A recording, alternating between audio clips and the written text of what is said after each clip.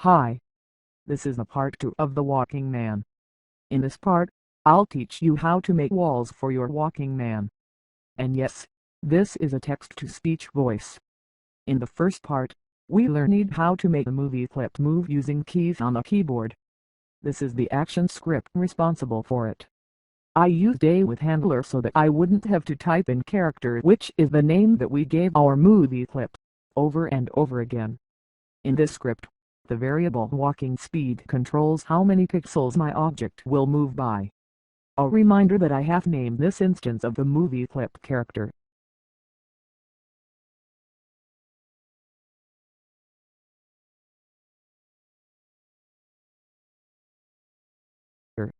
Here is a test of what you should still have from the part 1 of this tutorial. Press Ctrl plus Enter to test the movie clip. Use the keyboard arrows to move the character around. Okay, now let's get to the new parts. I've already made this movie clip, but it is just a thick line inside the movie clip. I'm just going to drag it from the corner of the stage and bring it in also. I've already named this instance boundary. This object needs to be named so that I can use it in my action script. I've already written the script for it, but I've commented it out. So I'm just going to delete the asterisk and the slash. So here is the handler that I'm using.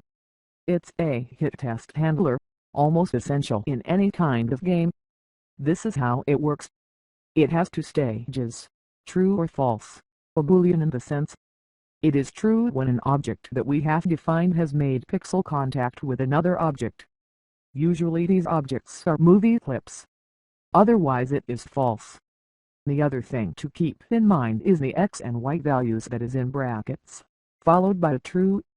The objective here is to counter the walking speed from the keyboard input. Remember how we named our wall, boundary. This is how we link the wall and character.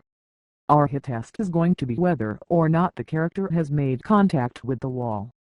So let's give it a try and test it out and see how it works. When I move my character around with my keyboard, and make contact with the wall, it stops, from every which direction too. So let's close that and go into the boundary movie clip. This is why I love this script. I can't just take a pencil tool, make it fairly thick, and just start drawing my walls. You can use the line tool as well, just as long as it strokes, and does not have any fillings.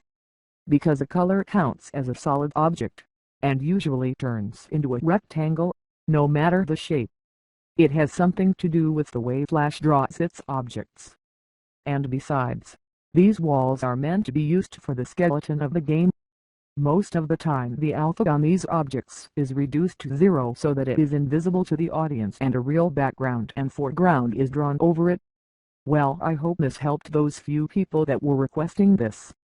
I'll upload the .fla and the .swf when I can.